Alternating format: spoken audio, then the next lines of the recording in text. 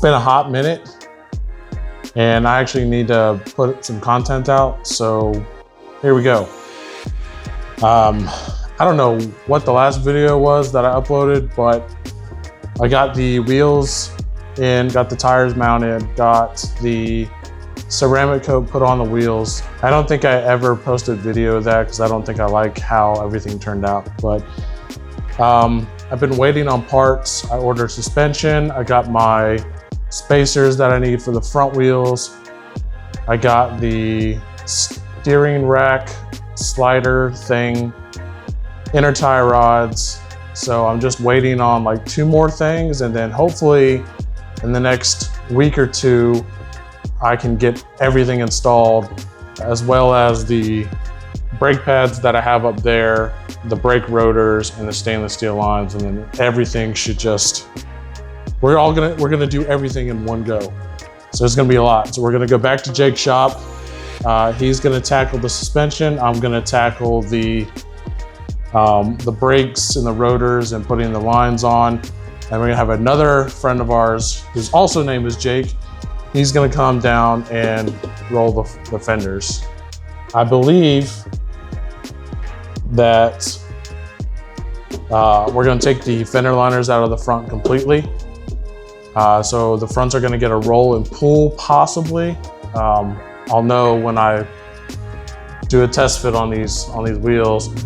And the rears are just gonna need a roll because it's pretty aggressive back there. But let's get this thing in the air, get these wheels taken off, and start the process of really test fitting these wheels.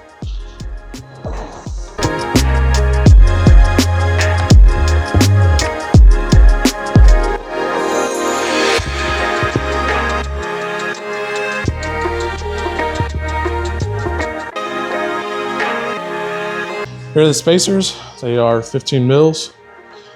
And if I look at the stock wheel, which is a 16 compared to 17s, they're almost the same size.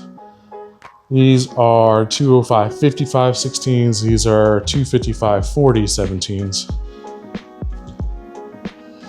So I think with stock ride height, shouldn't have an issue, but I just want to see what kind of clearance I'm working with these spacers on there and those wheels on there. So let's get this knocked out.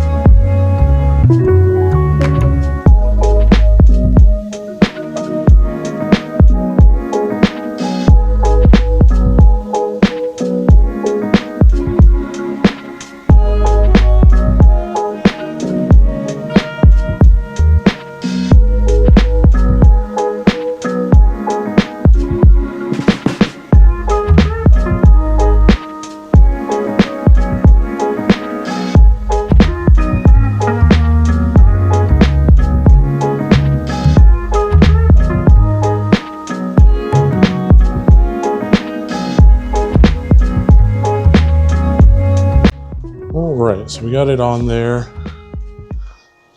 I mean, obviously it's gonna poke like crazy on stock suspension, but I can see how close it is to the stock strut. I mean, it's close, but like I said, the coilovers that I'm getting, they don't have this big of a perch, so it shouldn't be an issue. I'm gonna lower it to the ground slowly and just see if these tires hit the bottom of this perch. So let's just find out. Well, it doesn't come anywhere close to hitting the bottom of the perch, but Jesus, brother, we're gonna need some camber. Quite a lot, probably 3.5 degrees maybe, depending on how low we go. Say this right here is 3 inches maybe.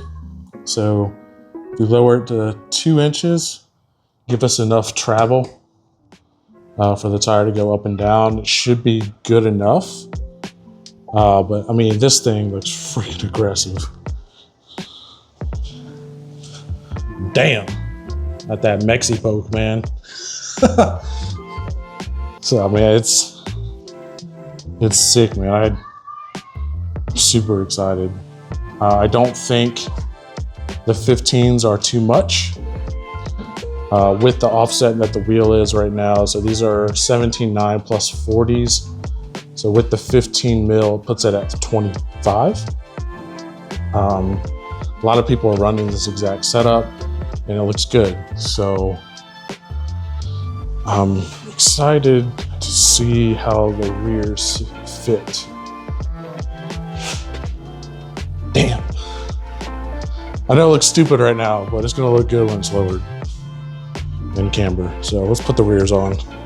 Alrighty. Fronts are on. We got the rears on. The rears are 17 by 8 plus 35. No rear spacer at all back here. I was really worried that it would hit the trailing arm. It does not. There's a good bit of clearance, about 1.5 inches of clearance between the rear of the wheel or the back of the wheel and the trailer arm, so that's good. This is a 17.8 plus 35 with a 225/45 tire on it, and it's sunk, but it's definitely not bad, you know.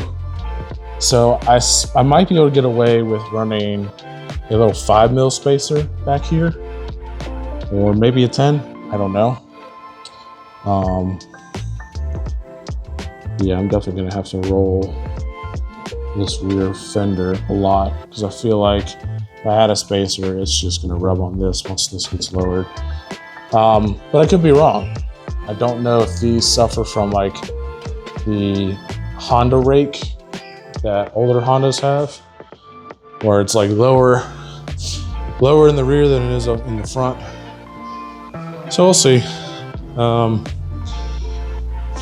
Going to torque these lug nuts up, back the car out, and get some photos, and then put it back in the garage and not drive it for a little bit.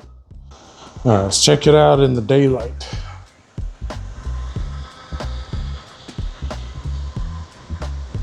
Freaking drag setup, that's what that is. Oh, it's gonna be so good.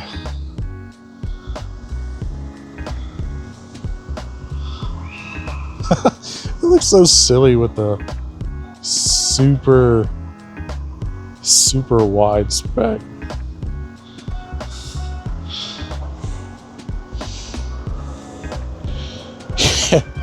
Definitely gonna need some camber, man. Friggin' wild.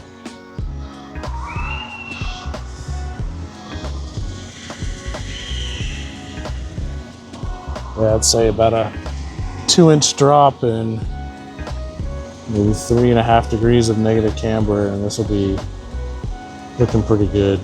All right. Put this sucker back in the garage and get the other side put on.